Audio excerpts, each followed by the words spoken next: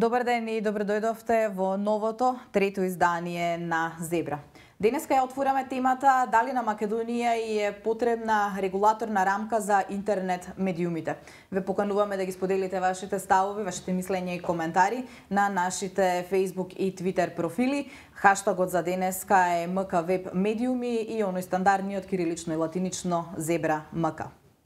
На Македонија апсолутно не е се потребни, односно не е потребна посебна регулатива за регулирање, односно било каква законска рамка за регулирање на интернет медиумите, бидејќи интернет медиумите се опфатани со повеќе други законски акти во кои што влагаат традиционалните медиуми, електронските медиуми, така да апсолутно нема потреба од посебна рамка која што нив ќе ги регулира. Од проста причина што самото регулирање на интернет медиумите ќе го скуси нивниот простор, односно ќе го скуси просторот во кој што и новинарите, а особено граѓаните ќе можат да ја проверуваат и да ја контролираат власта, односно избраниците кои што они ги бираат на избори и кои што треба да извршуваат функцијата во нивно име. Регулирањето во основа не е потребно и затоа што денеска, односно самиот интернет функционира на принцип кој што е поинаков од тој на традиционалните медиуми, но и на другите правни субјекти, бидејќи тоа е едно тело кој што не може да се ограничи на системот и на принципот нација држава, туку ги надминува сите тие досега познати начини на функционирање. Од проста причина што можете да имате сајт, односно може да живеете во Скопје, да пишувате свој блог, да го регистрирате во Индија, да имате домеин од Црна Гора, односно да го регистрирате во Црна Гора, да го хостирате во Индија, да пишувате на, не знам, еритрејски јазик, со кој што ќе го користите да го критикувате вашиот градоначалник од општината во која што живеете во Скопје.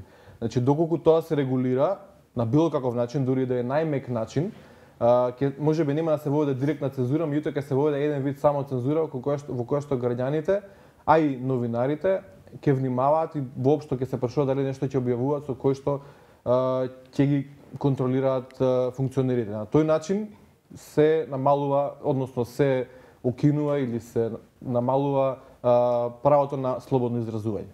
Потребата за некаква законска регулација на македонскиот медиумски интернет простор произлегува од промените што настанаа пред се технолошки промени кои придонесоа за голем драматичен пораст на влијанието на интернетот. Ние практично имаме комплетна реалокација на моќта на медиумите од конвенционални кон онлайн медиуми и тој тренд ќе продолжи. Тоа го покажува слободниот пат во кој што се наоѓаат рейтинзите на телевизиите и на тиражите на печатените медиуми.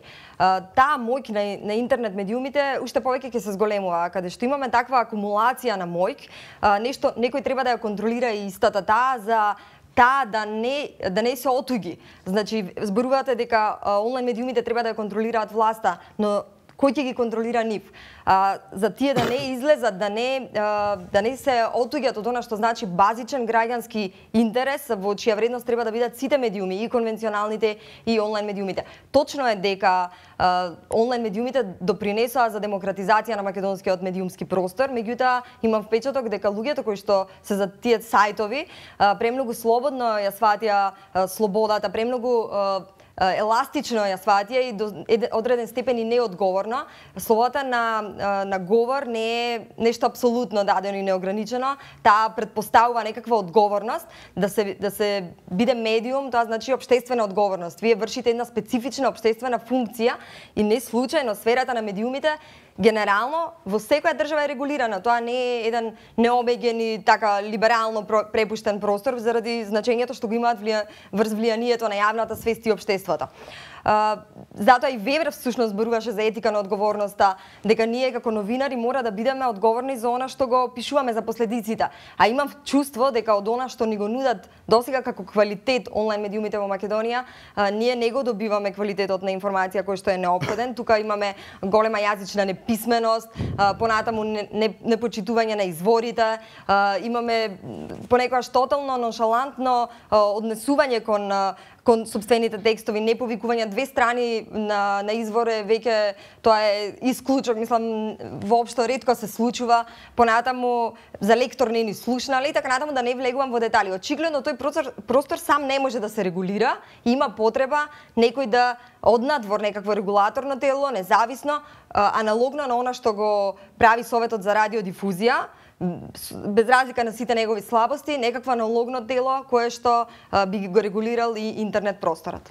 Секој обид да се регулира нешто, значи во известна смисла и ограничување на просторот. Во случајот со интернет медиумите, доколку се преземе таква иницијатива и поведување постапка за спроведување на закон за регулирање на интернет медиумите, ќе доведе до нарушување на слободата на говорот во Македонија, кој што и така е нарушен со последниот пример на Репортери без граници, каде што Македонија доживува пат од 22 места и загрозување на слободата на говорот. Она што ти го напомена и го кажа како твои тези повеќе, јас гледам дека треба да се регулираат, можеби и тоа веќе е дел од она што се нарекуваат новинарски стандарди и новинарска професионалност, а помалку за регулација на просторот.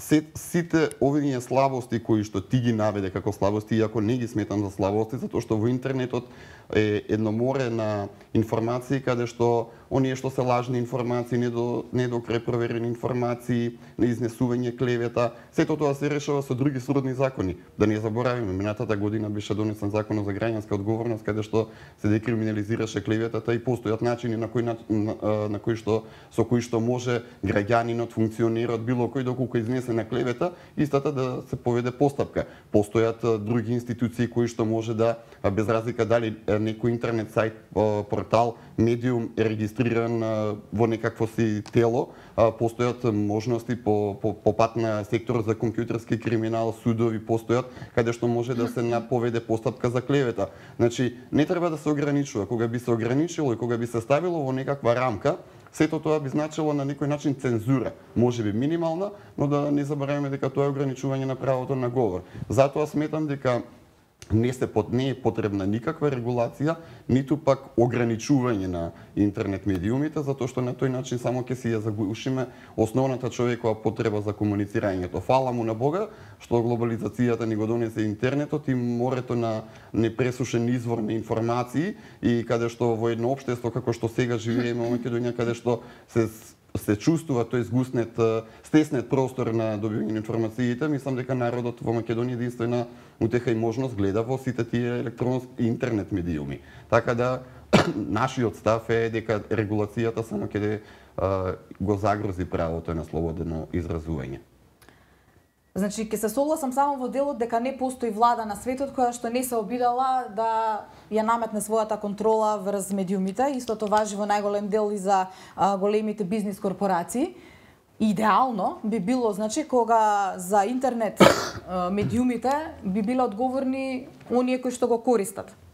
Но тогаш, веројатно, тоа ќе важи истото и за сите традиционални медиуми, така што замислете да нема никаков супервизор никаде на светот за било кои електронски или печатени медиуми. Не заради друго. Неколку пати и во емисијата имаме спомнато дека истите работи, различни луѓе, различно ги гледаат. Веројатно, многу веројатно, дека различно ќе ја перципираат и слободата на изразување и различно ќе ја толкува границата каде завршува сферата на приватноста, а почнува јавниот интерес. Што се однесува до интернет медиумите, без дилема дека мора да имаат одговорност и обврска прво да се регистрираат кај надлежни институции во државата, да го објават импресумот и да се согласат на сите професионални и етички кодекси кои што важат за сите останати новинари и за сите останати медиуми надвор од сајбер просторот. Можеби тогаш нема да ни се случува одредени статуси на индивидуалци без нивна дозвола да завршуваат како полувести на некој од порталите.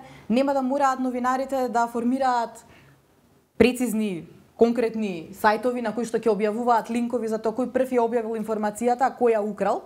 Впрочем, нема ништо лошо во тоа да се преземе информација, да се преземе вест од друг медиум, но се подразбира професионалните и новинарски стандарди подразбираат дека мора да го наведете изворот, бидејќи изворот на информацијата ви го објаснува и контекстот во кој што таа вест е создадена, како и зборува за нејзиниот креатор. Нема да должам многу бидејќи ги кажуваме само накратко ставовите, но морам Игоре да ти кажам дека сметаме дека ова не е нарушување на демократијата, бидејќи свет во кој што не постојат рамки на уредување не е демократија и не е слобода на изразување, туку е анархија.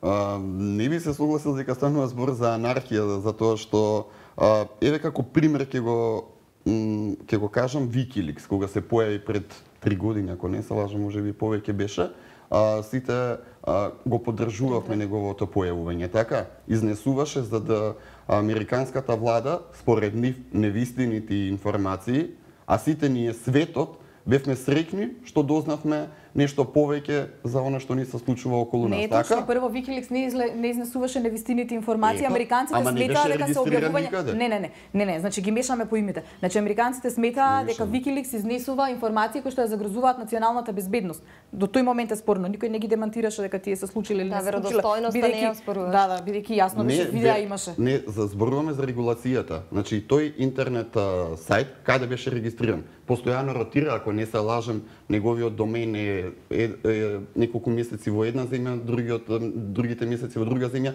Така, зашто зборувам? Вие барате регулацијата.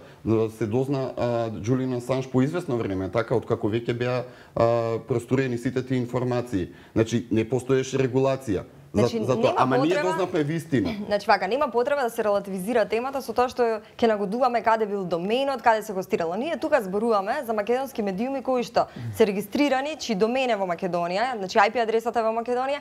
Значи, токму тие ги знаеме кои се, не се друго е исклучок. Ние сега зборуваме за правилата. Да ви илустрирам разликата меѓу регулација на медиуми и нерегулација. Кога една телевизија ја стави во заблуда македонската јавност свесно, што е кривично дело, и со тоа, значи, известувајќи за лажна авионска несреќа, Советот за радиодифузија веднаш реагираше и ако не се лажам, телевизијата беше казната. Кога еден портал се извини и беше казната. Да, се извини и беше казната. А кога еден портал направи слична работа, значи повторно ја стави во заблуда македонската јавност заради лажна сообраќајна несреќа во која што виртуелно го самоубија сопствениот уредник, се заради сензационализам, никој не реагираше и немаше кој регулаторно тело да реагира. Ама има институции, затоа зборуваме. Која институција реагираше тогаш? Кажи ми во тој случај. Ете, ако имало институција, која институција? Плюс тоа зборуваш, се повикуваш на законот за граѓанска навреда и клевета. Значи, за да може да се покрене постапка под тој закон, треба да биде објавен импресум, треба да биде објавено име и презиме на оној кој што стои за текстот. Како не мора? Ама не мора да биде поведена таква постапка да биде со импресумот. Значи и на Facebook кога некој ќе те нападне тебе, ќе изнесе клевета, ти имаш право во рамките на нашите закони. Ама знаеш кој тој некој што изнесува клевета. Па фала Богу, значи Либертас ако е за тоа ние ги знаеме, може во секторот за компјутерски криминал да се поведе постапка по IP адреса, веднаш ќе се дознае кој го објавил тоа. Значи еден професионален новинар нема потреба да се крие за својата анонимност. Тој со име и презиме ќе стои за она што го напише. И моментот дека ние сите го знаеме, значи тоа е никаков доказ. Мислам, каков доказ е, можеби е тоа на сосема 600 лица тамо евидентиран сајтот. Како ние го знаеме, ние тоа се само спекулации кога ние знаеме. Клучен е импресумот и идентификувањето, така, значи тоа е една од надлежна институција. Добро. Значи доколку некој смета дека е загрозен тука, со тоа што мора да се пријави и да се регистрира, ќе го премести просто и едноставно сајтот и фирмата на друго место. Тогаш тој закон во било кое друго место, бидејќи интернетот не функционира според принципот нација држава. Он може да го регистрира доменот у трета држава, да пишува на петти јазик и да си коментира не знам за сите да го направат тоа, исклучок е тоа. Доколку се чувствуваат под закана на законот кој што ние дискутираме дали треба да се донесе, можеби сите тоа ќе го направат. Анонимноста е една од клучните придобивки на интернетот, затоа што анонимноста на условно кажано малите луѓе има возможен начин на кој што можат да зборуваат за неправдите и за ситуациите во кои што се наоѓаат. Значи, во тој случај изворите, нели, кои што имаат право да останат анонимни, фактички станаа преносители на вести. Значи, конкретен пример ќе употребам. со настаните во собранието, кои што нели не можевме да ги видиме на телевизија. Доколку некој ги објавеше на сајт каде што беше анонимен, значи немаше ниту импресум, немаше ниту име и презиме, а пренесуваше настан кој што беше вистинит, кој што патем нигде не бил пренесен на друг медиум традиционален. Ако имавме закон кој што ќе му наметнуваше да каже кој е, ќе искочеше таа информација? Ќе искочеше. Информацијата не можеш да ја сопреш. Затоа што ако некој знае дека ќе биде гонет и дека ќе биде затворен тој сајт. Зашто да биде гонет? Мислам, настанот се случил и таму немаше една камера. Затоа што секој како што кажа 10 луѓе. Добро, ама затоа што како што самата кажа, државата секогаш ќе се обидува да ги контролира медиумите. Така да, ако некој се обидеше тоа да го направеше, или ако беше приморан да има, нели регулирано да имаше обврска да каже име и презиме. Ама законот нема да ти забрани тебе да објавиш информација? Тоа ја уништува суштината на интернетот, дека анонимноста е една од неговите најсилни страни. Зато ти ги изедначуваш блоговите и онлайн порталите.